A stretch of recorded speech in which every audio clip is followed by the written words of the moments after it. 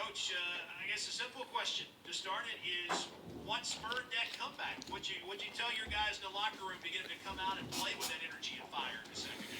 You know what? I wish I could take credit for it. I thought we had great leadership within the team. I thought Abdul and DJ, Iverson, Tolu, all those guys stepped up and really played with a great impassioned fire. We were so much better the second half. Defensively, they shot only, 38%, 39% for the second half. We only turned it over 3 times in the second half. We really won the battle of the boards in the second half. Really, really phenomenal job. I thought DJ really got us going when we were down.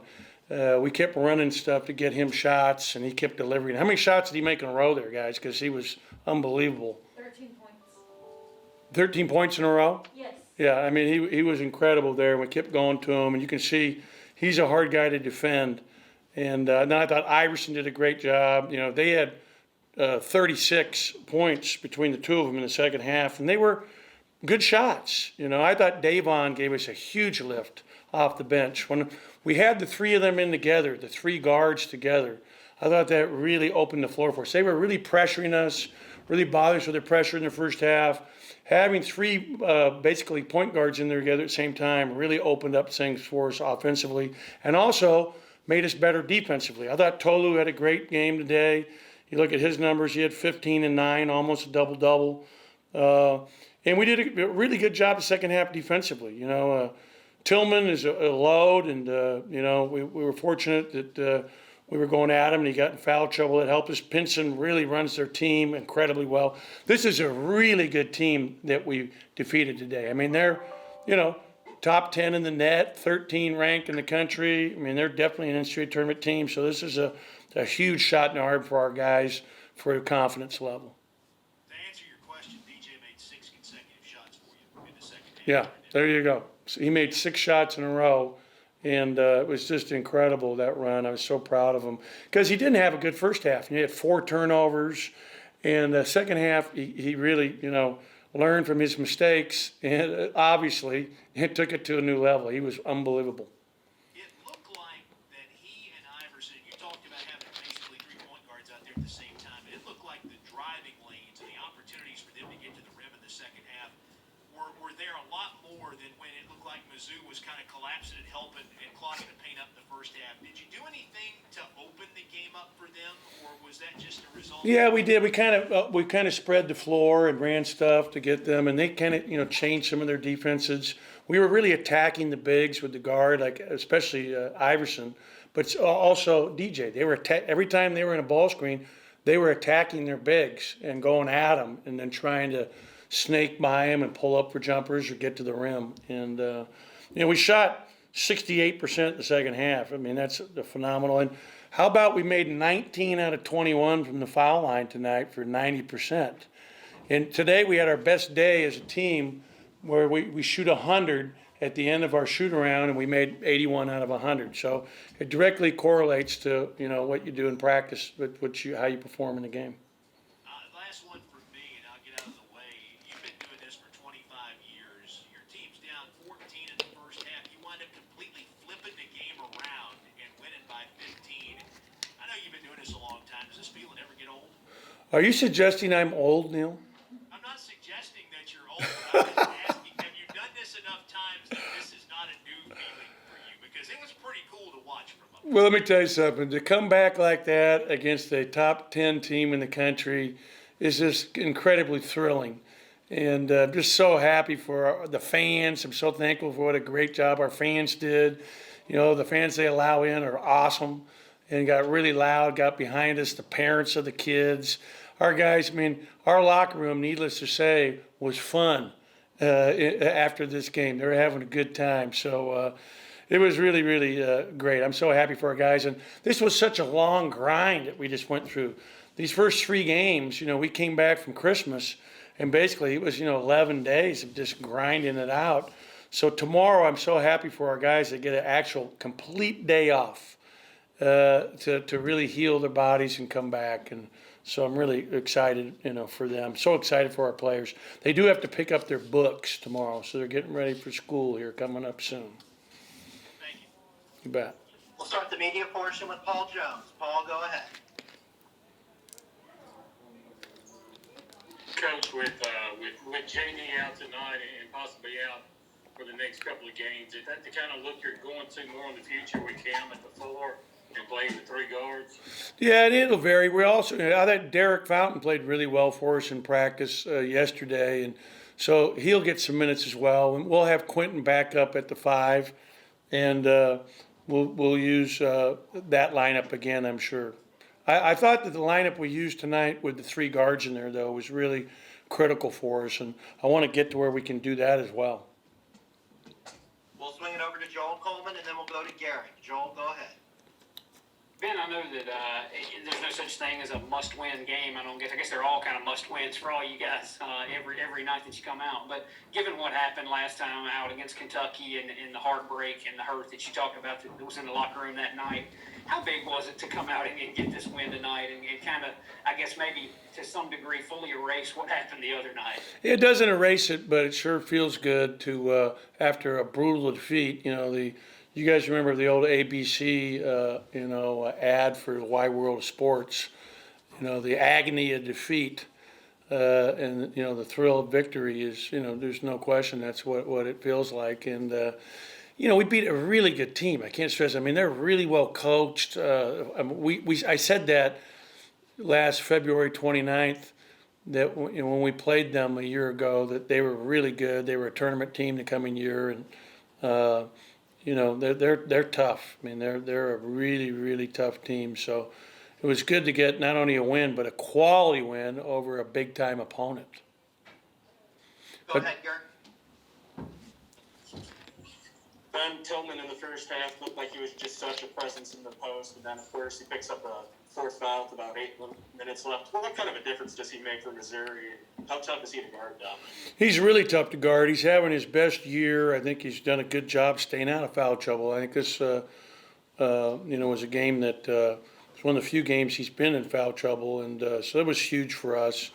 And we talked about that, trying to go at him and trying to attack him, to put him in that situation because he's so good offensively and they run.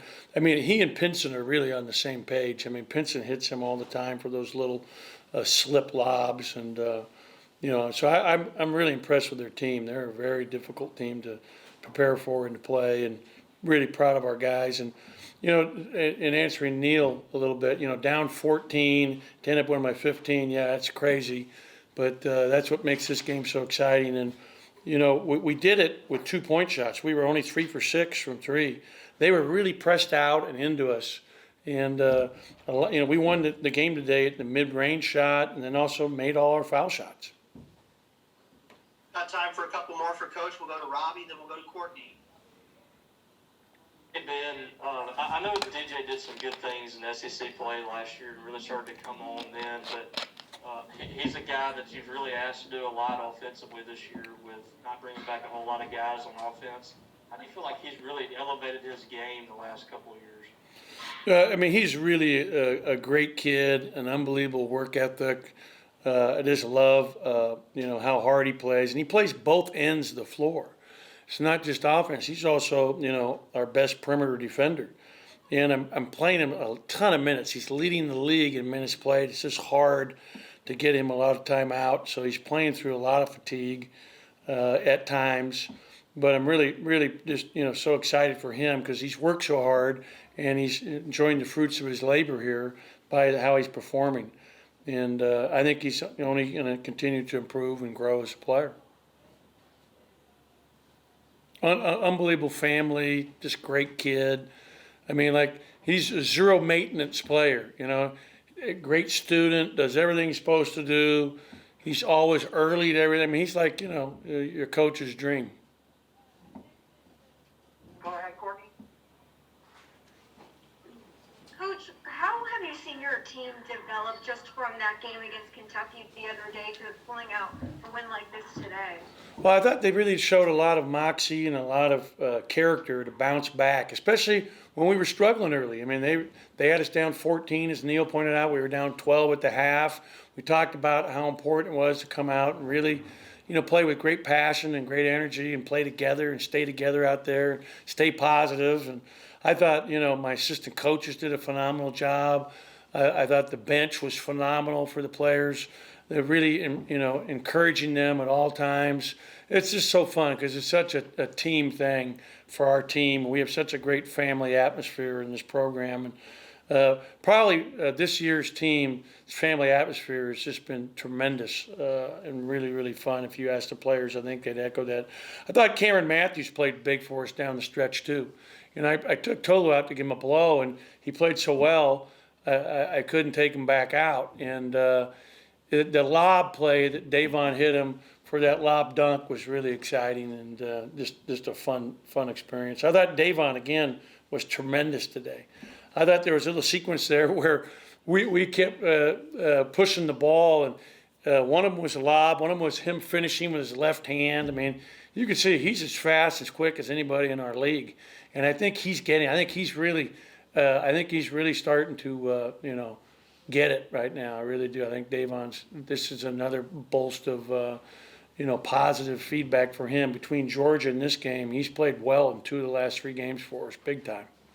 Better defensively, too. I mean, he's guarding one of the best point guards in the league. I thought he did a great job on Pinson, really, staying in front of him. We'll go ahead and wrap it up, and then we'll get DJ in. Ben, you kind of hit on it just a minute ago, talking about your plans with him out. Is there anything specifically you can share about JD as far as maybe how long he'll be out or anything like that? Just that he wasn't available tonight. It's nothing in terms of discipline or anything of that nature. And that he won't be available on Saturday, and he won't be available when we come back next week. So he's out, for the next 10 days. Thank you, Coach. Okay, thank you. DJ, Coach talked about how tough it was for you to get into the paint against Mizzou's defense in the first half. What changed for you in the second half tonight?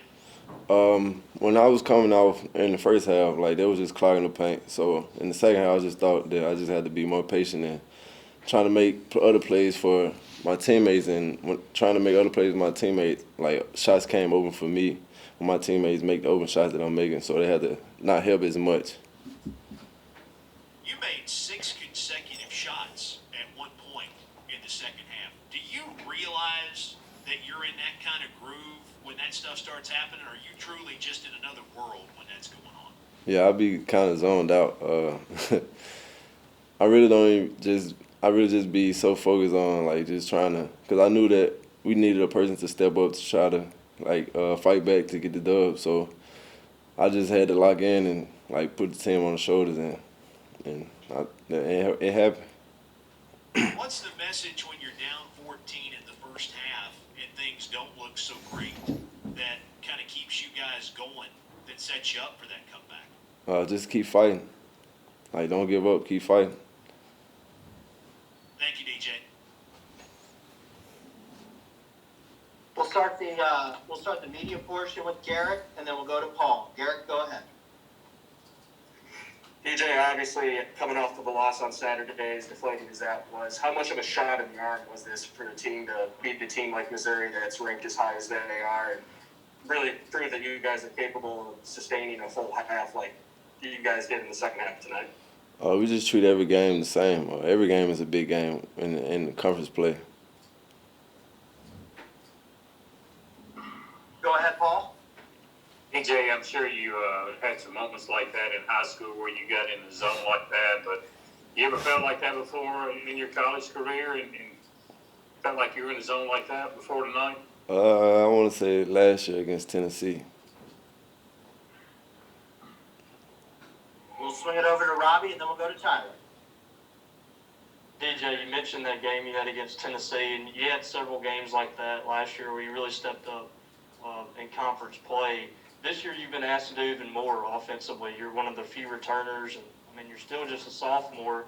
How do you feel like you've transitioned into that role, into being, the guy offensively, you and Iverson kind of taking over games like that? I just feel like we put in the work, we waited our turn, and now all the hard work is paying off. We'll wrap it up with Tyler for DJ. Actually, we'll go Tyler, then Joel to wrap it up for DJ, and then we'll get Abdul in. Tyler, then Joel. DJ, Coach Howland mentioned having you, Iverson, and Dave out on the floor at the same time, kind of spacing the floor out and letting you guys get to your spot and hit shots. How much do you think that helped tonight, and what do you think that lineup can do for you guys going forward?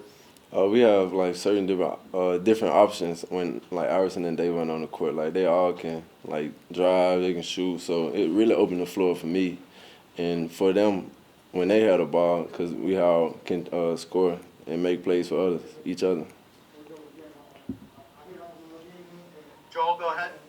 DJ, man, whenever you're in the zone like you were, hitting those shots just back to back to back to back, is that really when you look around the hump and there's not as many people in here? I don't know how much you guys, are used to playing in front of, whether it's here or on the road. This year you've been in front of small crowds. You may be used to it by now after what you've done this year. But do you kind of look around a little bit and what kind of goes through your mind thinking about how loud it could have been?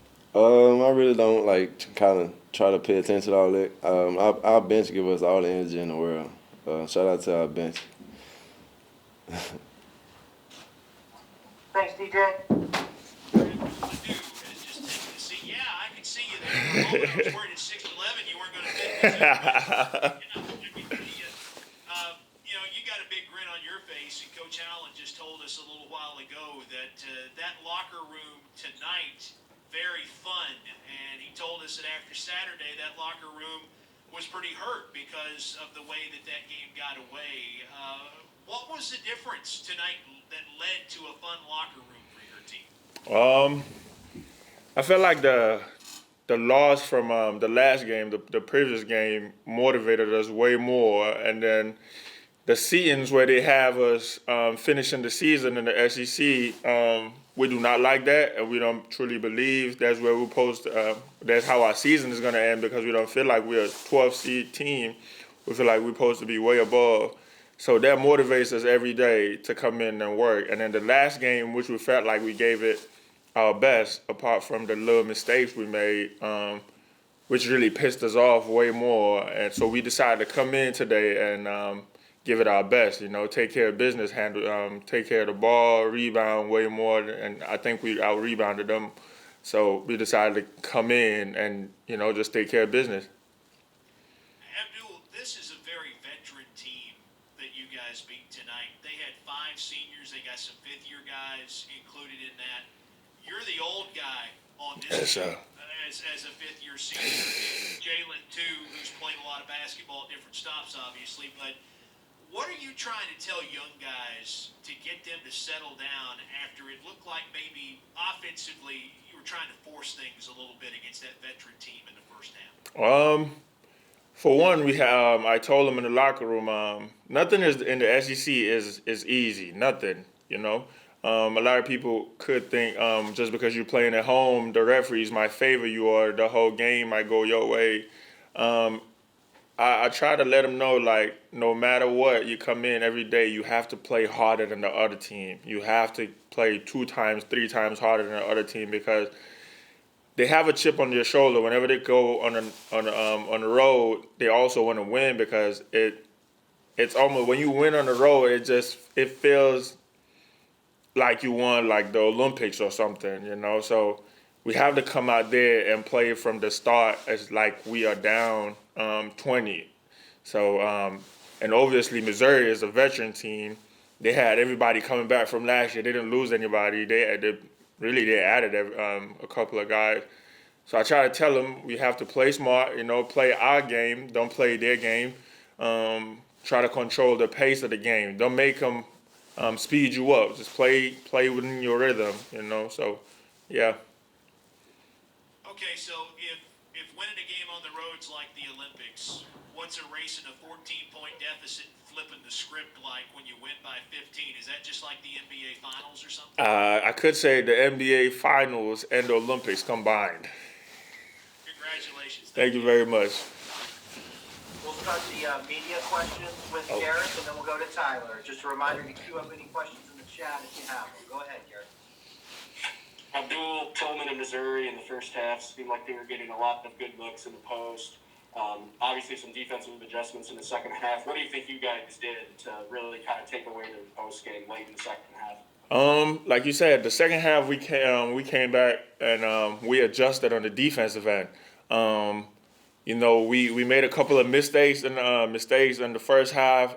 We came back in the locker room, and we all talked to each other. We had a conversation about who's supposed to help, everybody has to know where they're supposed to be at a certain place. So we just discussed that amongst each other because we have to communicate, which I felt like we didn't do the first half.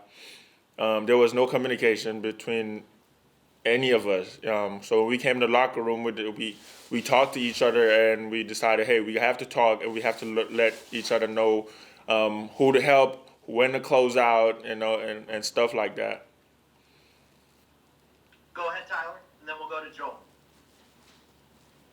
Joel, obviously DJ and Iverson got really hot there in the second half. I'm just curious, as a post player, when you see your guards coming down the floor and it feels like they're going to make the shot. What's that like when you're standing underneath the basket and watching them actually do that time after time? We have like a motto that Coach Howland always says. Everybody, the 4 and the 5, we have to crash the glass no matter what until we see it go into the basket before we run back back to defense. But it's exciting when you just see your guards just going on a run and just get hot, It's almost like you had to pour water on them to kind of cool them off for a little bit, but it's exciting, I love to see my teammate progress, It's when you see a teammate doing well, you are excited for them. When you see them doing bad, you try to pick them up and still try to let them know that you have their back no matter what. So it's exciting, and you just keep cheering them up as times go by and just see them keep doing well. We'll actually go ahead and go to Courtney next. And if there's any other questions for Abdul, put them in the chat. If not, Courtney, you'll be the last one tonight. Joel, you mentioned just how this team feels that 12th-seeded ranking not fair for you guys. What does a win like tonight tell people?